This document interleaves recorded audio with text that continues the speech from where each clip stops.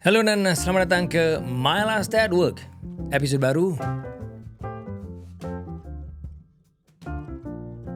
Dan kali ni aku nak bercakap dan cerita tentang hutang.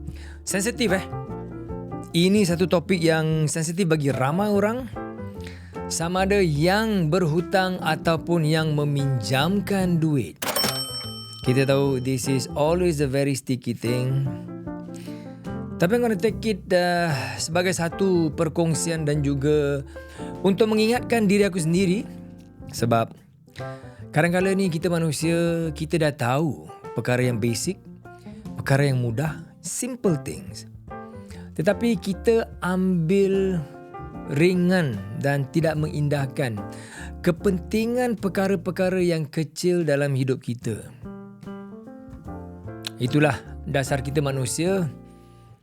Tapi hutang ni dah menjadi sebahagian daripada hidup kita, terutama sekali kita yang hidup di Singapura ini. Semuanya duit, kan? Bangun pagi, celik mata duit. Tengah mandi pun ingat duit. Nak pakai baju nak pergi kerja pun ingat duit. Dan bila belanja, macam orang kaya. Okey, jangan terasa aku harap aku tidak niat untuk menyindir ataupun memperkecilkan siapa-siapa. Tapi in general aku just nak cakap pasal hutang. Sebab hutang ni satu perkara kalau kita tak ambil berat kan, dia akan boleh menjadikan satu bebanan dalam hidup kita. Jadi hutang ni adakah ia satu keperluan ataupun bebanan? Kind of difficult.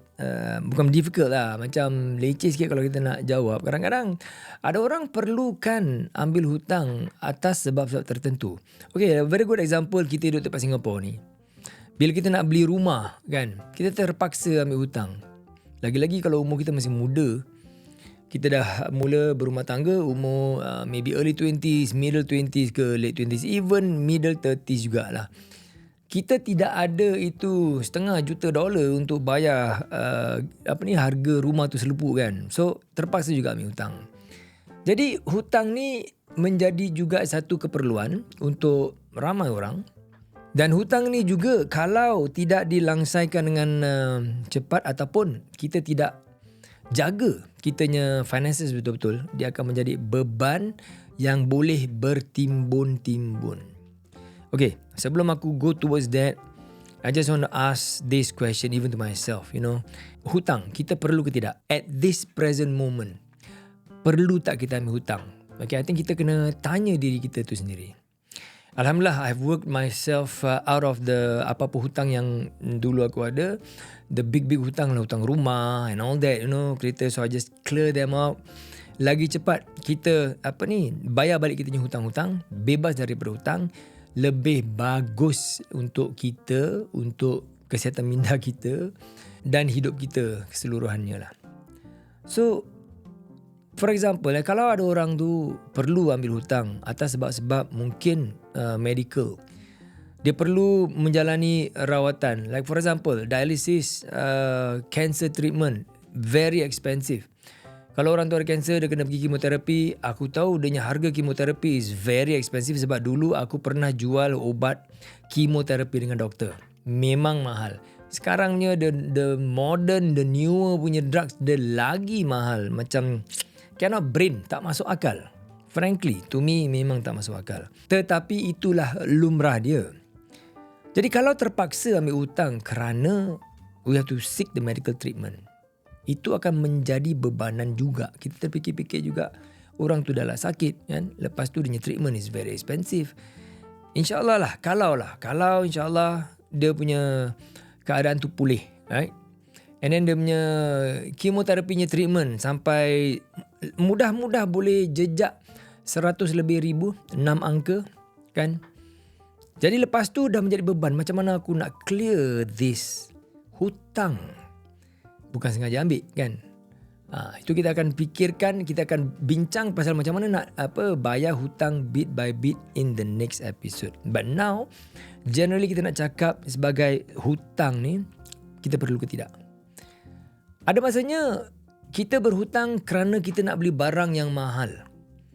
I think kita kena ingatkan diri sendiri sama ada kita perlukan barang tu ke tidak. Kalau kita perlu beli kereta untuk transportation family ataupun kita buat Grab sebagai mata pencarian, then the mindset is a bit different because kereta tu kita perlu beli ataupun van, leasing ke beli ke kan, untuk kerja untuk mencari hidup ataupun untuk mencari rezeki. Jadi kita gunakan hutang sebagai instrumen untuk kontrol kita punya cash flow. Kalau kita dah fikir in that sudut kan, that is a business sense already. So it's okay, kita boleh gunakan itu, tapi kita mesti baik ataupun bagus menjaga kita punya financial arrangement lah, and kita mesti disiplin. Kita perlukan hutang tu juga. So the hutang basically jalankan cash flow untuk kita mencari rezeki, right? And other examples, maybe one bad example lah, kita nak tengok satu barang tu kita ikut nafsu. Wah, nafsu rasa ni kalau aku ada barang ni best lah. So kita terjerumus dengan ego buying. Ego buying ni apa ni ego buying? Pada aku ego buying ni kita beli sesuatu nak menunjuk-nunjuk ataupun nak memuaskan nafsu kita, right? Kita nak beli katakan benda yang mahal, kita tak perlukan pun, tapi bila ada benda mahal tu kita pakai benda mahal tu, nampak wah, I am somebody, tapi kita berhutang. Well, to me that is a stupid thing to do. Jangan cuba jauhkan diri daripada perangai macam itu. Sebab bila kita banyak ego buy, kita nak menunjukkan orang yang orang orang tak heran pasal kita. Kita nak menunjukkan. Lepas tu kita put ourselves in satu keadaan yang berhutang. I think that is a stupid thing to do. Ini aku tak suka, right? Downright aku cakap aku memang tak suka, so I will not support it, and please don't do that. So kalau hutang, kalau kita betul-betul memerlukan hutang untuk kehidupan, untuk kontrol kita punya cash flow, the necessity is there, fine. The next step is kita mesti manage hutang tu betul-betul. Kita mesti faham macam mana cash flow berjalan, which I will discuss in the next episode, kan?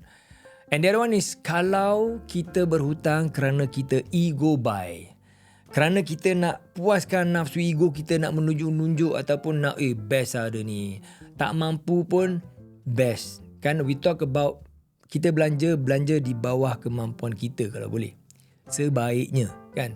So kalau kita tak mampu terus kita nak berhutang just to get that thing and not really necessary untuk kehidupan kita ataupun keluarga kita, aku rasa kita menggali lubang kubur sendiri. Okay, aku tak nak dwell deeper into that, takut nanti tersalah cakap, nanti orang marah pula dengan aku. But anyway, the last naked wisdom aku nak katakan, there's always a reason kenapa Rasulullah SAW tak nak semayangkan jenazah mayat yang hutangnya belum settle. Fikir-fikirkan tu. Kita jumpa lagi di episod akan datang, where I will touch more about macam mana kita nak manage hutang dan mindset yang kita mesti ada.